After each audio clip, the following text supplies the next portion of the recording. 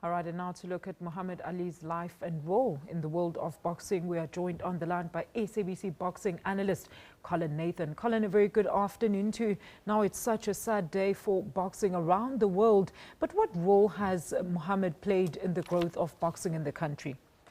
All right, we seem to have lost Colin there. We will definitely try and get hold of him throughout the course of this bulletin.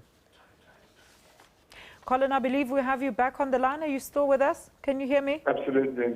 Absolutely. A very good afternoon, Colin. I was just saying that what a sad day for boxing around the world, but we just want to understand what kind of role did Muhammad play in the growth of boxing around the country?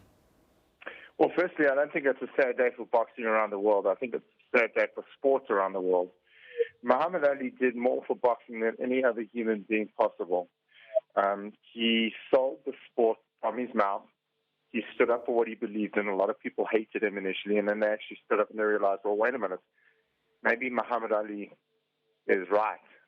He was very anti the whole war scenario with the Vietnam, etc., which has been well documented.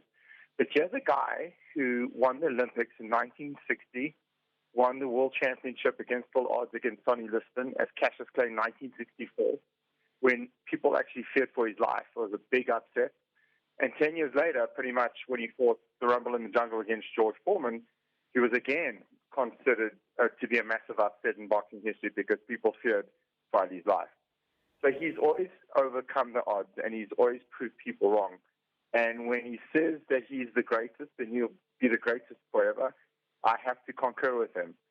There will never be another person like Muhammad Ali. Yeah, there have been other guys, and the guys like Floyd Mayweather have come along and sold fights with their mouth, but not like Muhammad Ali. Special human being. Colin, do share some of your fondest memories of the great legend.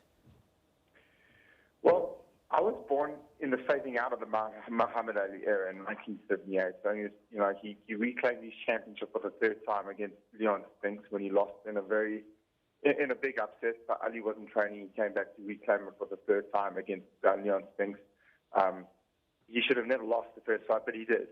The fight that stands out for me probably, well, the two fights probably is when he beat Sonny Liston in 1964 at Cassius Clay, and then he obviously converted to Islam and changed his name to Muhammad Ali.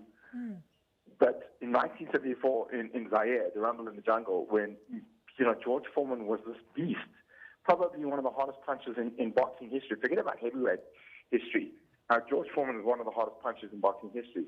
And people never gave Ali a chance. And what did he do? He roped a dope, stopped it, knocked him out in a great upset. And it happened right here on the African continent in Zaire. So I've got great memories. And of course, the press conferences, he would speak back and stuff. But the one thing that always stood out to me with Muhammad Ali was that he always had time for the fans. And you look at global sports people now, and it doesn't necessarily have to be boxing. A lot of these guys forget that, without the fans, they're nothing. And to them, it's just a business. With Muhammad Ali, he was really passionate about boxing and really passionate about the fans. So I have great memories. For me to single out the two, probably in terms of his fights, will probably be against the first fight, like I said, against Sonny Liston and then Rumble in the Jungle. Colin, let's turn our attention to this now. Looking at where boxing currently is in our country, do you think it is where it's supposed to be? What can be done to improve that fraternity, specifically when the issues of transformation in sport have been popping up much this year? Well, I think transformation's got nothing to do with boxing because, boxing has no color and so forth. And I think boxing's always brought people together, religions, colors, etc., and so forth. Is boxing where it should be? Absolutely not. I think that there should be more fights and more promoters. But that's a separate discussion. But certainly we have the talent to get to the top. And I mean, obviously, in terms of getting to the top, I mean, obviously we've got our networks here in South Africa and they're doing really well for boxing and so forth. But then, going to the bigger stage, so forth, like going to America, for example, and fighting on HBO and Showtime, we have the talent. There's no question we have the talent. We just need more promoters and more opportunities to get there. Thank you so much for that. That is SABC Boxing analyst, Mr. Colin Nathan.